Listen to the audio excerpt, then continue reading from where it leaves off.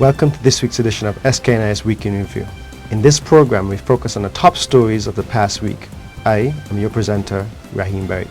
Highlights for the week of June 11th to 17th includes State of Emergency declared in St. Kitts and Nevis. St. Kitts Medical Chief of Staff urges all non-essential workers to stay at home. Bus drivers urged to strictly adhere to seating capacity guidelines. His Excellency Sir S.W. Tapley Seaton, Governor General of St. Kitts and Nevis, has issued a proclamation dated June 15, 2021, declaring a state of emergency. The state of emergency came about in the wake of a new wave of rising COVID-19 infections brought about by community spread that has seen 251 cases of COVID-19 with 186 active cases as of June 16, 2021. The proclamation came into effect on 6 p.m. Tuesday, 15th of June 2021, will continue until 11:59 p.m. on Tuesday, 6th July 2021. Dr. Cameron Wilkinson, Medical Chief of Staff at the JNF Hospital in Bastille, St. Kitts, is asking all non-essential workers to stay at home for the next 2 weeks as the country moves quickly to contain the rapid community spread of the SARS-CoV-2, the virus that causes COVID-19 disease.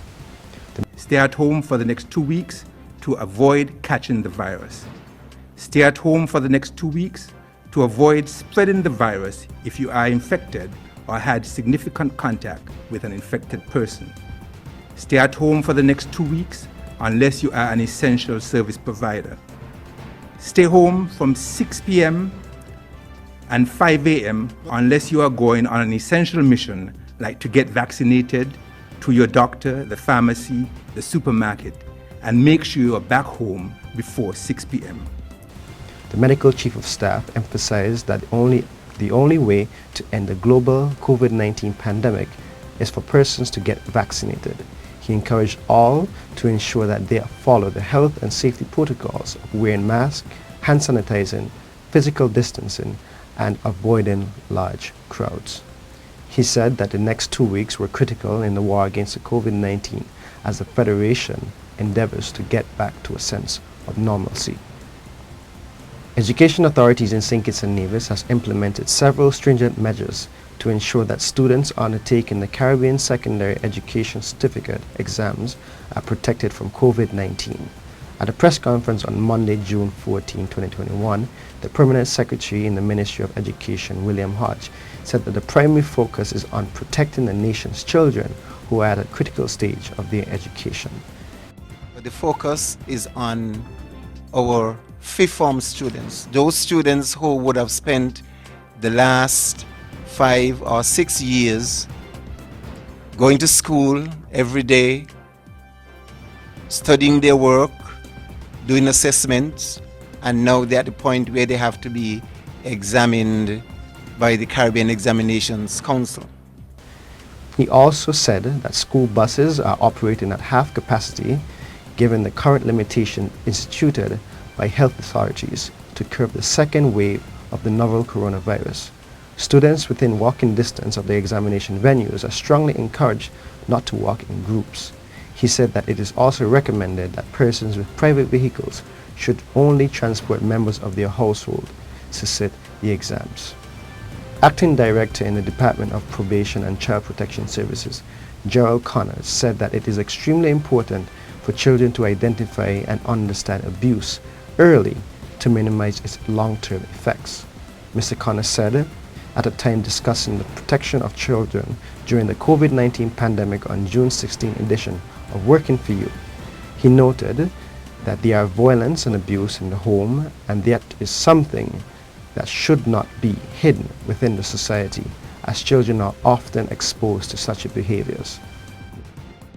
We need to start teaching our children these things at a very, very early age, that they would be able to recognize when something is not right, and knowing who are the appropriate persons to go and speak to and put it out there that they can bring help that is needed as much as possible to their home and to their life to bring stability.